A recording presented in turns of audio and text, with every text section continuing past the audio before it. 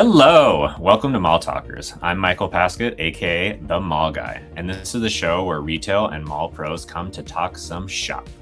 In 30 minutes or less, I'm bringing you conversations from the strategists, the operators, and innovators driving the evolutions of mall today. You'll leave with tactics, stories, and trends shaping what malls were, where they've been, and what they're becoming. So pull up a chair, grab a coffee, and let's chat some malls.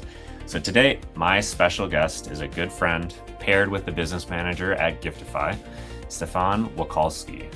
Mate, how are you doing today? I am brilliant, mate. How are you? I'm doing just fine, just dandy. I'm gonna go off on a limb. Your accent, you're probably from France, Italy, maybe? Yeah, a little bit of French, German.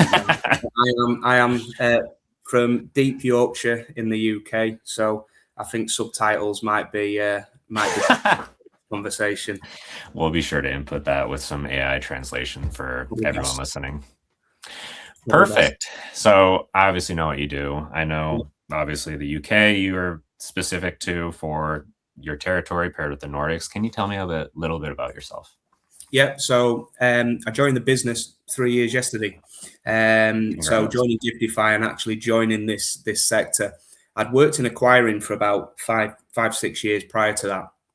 And I've always known of the gift card sector, always known about it, always found it interesting as well, because I think pretty much at some stage in everybody's lives, you've had your hand on a gift card some way or another. So I've always found it very interesting, and took the opportunity 3 years ago to come into the sector and never look back. Don't think I will look back as well. I think it's because it gets you, as you probably know, it really, really gets you. And because it changes all the time, there's always something new. There's always a new innovation. There's always a new requirement. I love it. Absolutely love it. So I look after the UK, Ireland, and recently the Nordics as well. So it's got a nice array of countries to look after.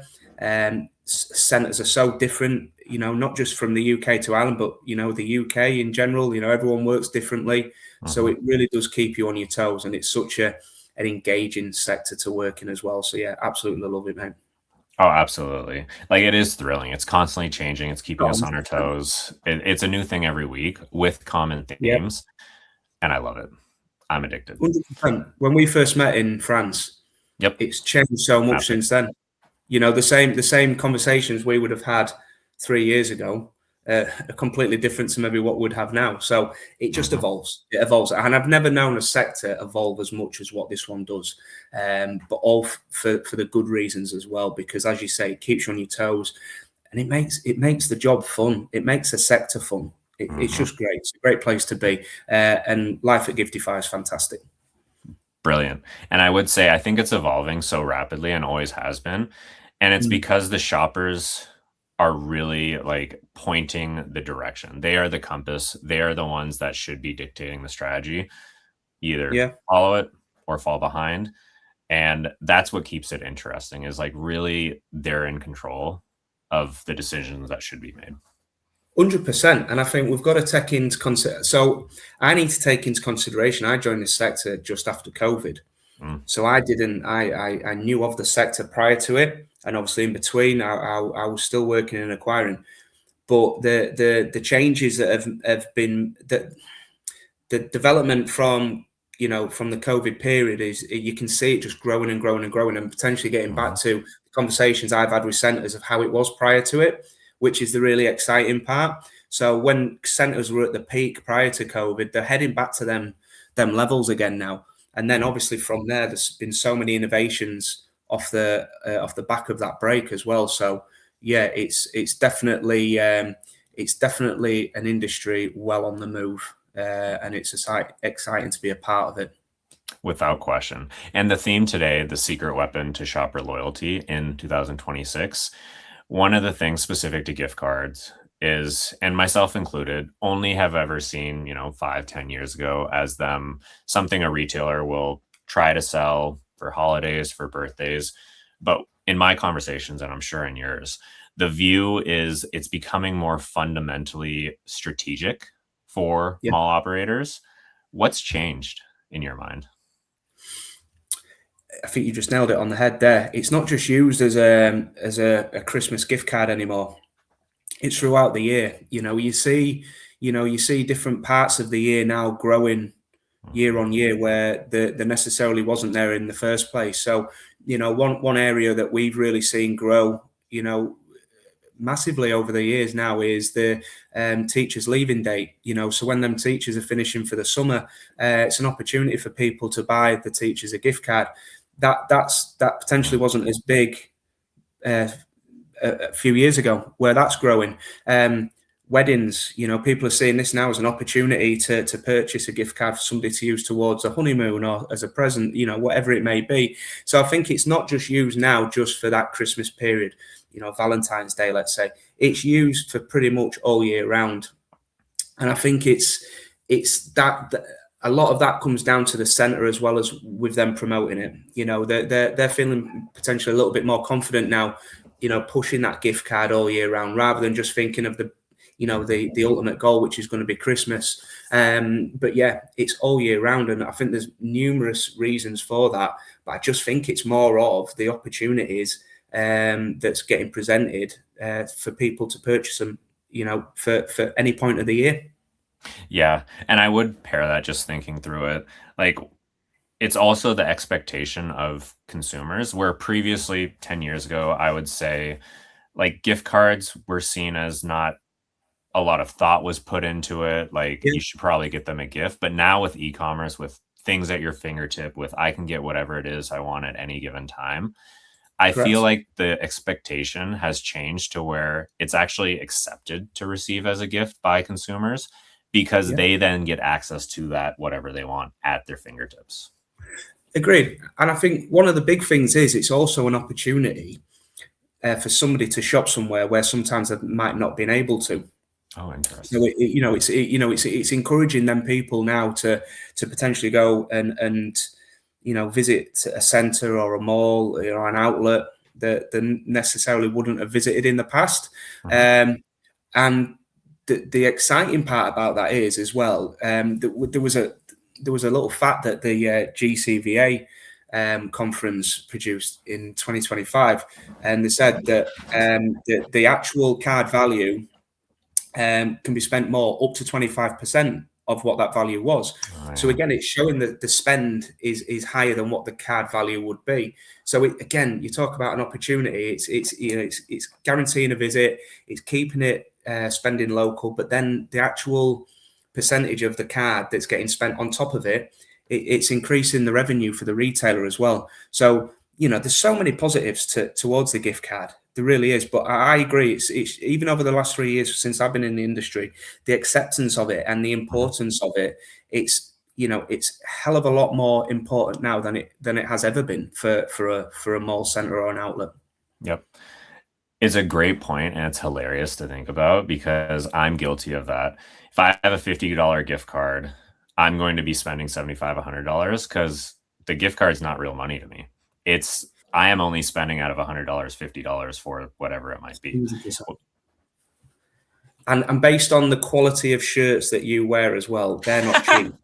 So I would suggest there is a store somewhere where they will get a gift card and you're topping it right up. So yeah, I agree. But you are right. I have to mention your shirts at some point. They're amazing, mate. Thank you. They're my favorite. I'll show you where I shop, so that way we'll do our next podcast and it'll be a little Hawaiian thing. Sounds good. So walk me through what a gift card tells about a shopper that footfall or other success metrics never could. Because I feel like there's data that can be unlocked through these gift cards that centers just aren't using or don't know about. There's data for the centres, and how they use it is entirely up to them. I know when we try and push it as much as possible, and when I speak to centres, they've potentially got their own routes towards collecting data. But from a gift card point of view and the spending engagement, we can track sales per visitor off the gift card, and the conversion of what they spend as well, which is really important. so we can track where that gift card's getting used. Bringing people back to the centre as well. I think that's important because once they've come, they're potentially going to come back for the first time as well, or if they're a regular visitor, it's so important. The tenant performance as well and the category mix. So are the right, I suppose, are the right brands in the centre? Are the gift cards getting used there? There's so many different metrics you can look at. But for me, it's just finding out where that gift cards get spent. It really is. And that's the exciting part. When we look at it and we sit down with the centres, we can track absolutely everything. And I think the good thing is as well, we've been, the gift card specifically set for that centre. The money's going to be retained there as well. So that's the important part. The money that's come from the gift card is going to be spent there, retained there, and you're going to get them customer visits. And it's getting the customer back on site as well, and it's that continuity and it's that feel good factor about I've been here once, I want to come again. I'm the same, where I shop. I can't name the centre because obviously there's fantastic centres everywhere, but there is a specific centre that I will go to because of that experience. And if I purchase gift cards for friends, family, it will be for that centre. So it's, even though you're in the industry, you have your own little, you have your favourites, I suppose, like you would do with a restaurant, a takeaway, a bar, anything. Shopping centres are no different. It's about retaining them customers, giving them an experience. But in terms of the data, for us, it's finding out where that customer is spending their money, which is then what the centres can find out themselves. But there's so many other different metrics you can look at. Oh, without question. And it sounds like the gift card helps to provide the mall another tool to create that loop of like the additional visit, the additional dwell time, the extension to friends, family to give them a gift card, have them go on site. And you're just creating this this momentum to extend past that initial gift card presentation or sale. It is. And one of the other parts of that is actually how customers will purchase the gift card as well, which is really interesting. So whether the centre's got an info desk or they've got one of our vending machines or they're doing it off one of the portable handheld machines, whether they're doing it online, you can track where them purchases are getting made. So again, you're able to track all your activity from the purchase to the usage. So again, we can represent absolutely everything from start to finish with it, which again is another vital tool in terms of knowing is the gift card journey working. Because if a centre has multiple vending machines, you can see how well they're performing. Because on our vending machines, you can click and collect your online order as well. So if a customer comes into the centre, they can collect their gift card from one of the kiosks, or they can, collect it face to face. So it's interesting to know for the centre is, right, you've got vending machine 1 and vending machine 2. Are they in the right positions in the centre? So again, it gives you the data on knowing what's working, what potentially needs to be moved to make it work a little bit better. So again, there's so much in terms of, it's not just used the gift card now for me as a seasonal, perk. It's a revenue machine to drive the traffic, boost the spend, unlock growth.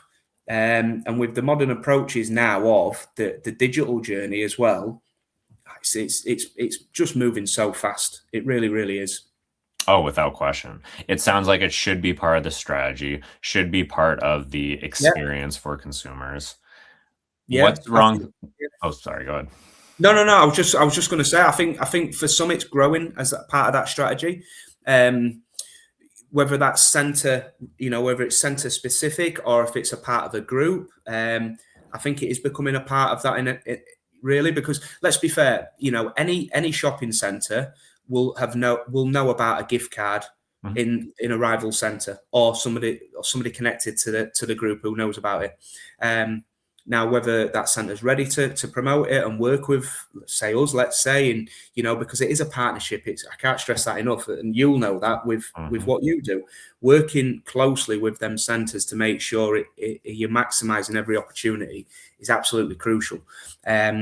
Because if you don't promote it the right ways, and you're not really pushing it as much as what you maybe should do, it's like anything in life, you're not really going to get the benefits from it, and it doesn't necessarily always mean spending loads of money either. It's just little simple things, through the socials, connecting with other centres that are part of a group, saying how are you doing this, how are you doing that. There's so many ways you can do it, but I think the key part is it's not just a seasonal perk anymore. It's all year round, and it, like you say, it's a part of the main agenda. Definitely. And what would you say, you briefly touched on it, what is one thing or a couple that centers could get wrong when thinking about gift cards? Potentially, thinking it's just going to work without really pushing anything. Yep. Just to implement one, just to announce you've got a gift card, when our dedicated CSMs that work with the centres, they don't just sit behind a laptop and just wait for instructions. We'll be in contact with the centres. We'll work with them in every possible way. But when I visit them, and that initial meeting, and we sit down, we talk about it. One of the questions I will ask is, what have you got planned? In terms of marketing, how are you going to promote it? What have you had in the past? Have you had one before, and how did it work? What went wrong? What went right? So it's just not about saying, right, you want a gift card program, brilliant, right, we'll get it started in a few months for you. It's nothing like that. From the initial card design, to the wallets or the boxes that they may come in, every fine detail, all the way up to, the info desk. Are they representing it, the centre, and and the gift card correctly? Are they passing on the right information? There's so many parts of it you can cover, but I do think I don't know of a centre that we work with that just sits back and just tries to let it work. Everyone's really playing a major part to really push it. So I think to answer that one would be just sitting back and giving it no care or attention, because it's like anything in life. Unless you do, nothing's going to happen. Without question. One of the things, hearing this, that I could see come up is the tenants. So like the leased spaces, the retailers of the mall. They obviously, I'm sure, have their own gift cards. How do you talk through with the centers to enable this? Like, it could be a conflict of interest, but I also see it being potentially like a benefit for all parties. Oh, yeah. The conflict of interest is an interesting one, because that's probably the one thing that gets raised from the tenants. So when I speak to the retailers, I use the UK for example. So when I visit the retailers prior to a centre going live, I will personally go visit every single retailer and speak to them. Good for you. The steps I get in are fantastic, mate. It's you definitely earn a nice meal at night once you've done all them steps. But it's interesting, because that's the one thing that, we've got our own gift card, for example, which is fine. Working with Visa and MasterCard, it's explaining that platform is no different to your standard bank card. So when you process it as you would do as a normal card transaction. So then the light starts to come on to think, right, okay, that's fine. But when you're processing it, don't process it as a gift voucher, a loyalty app, or your own gift card. It's a card transaction.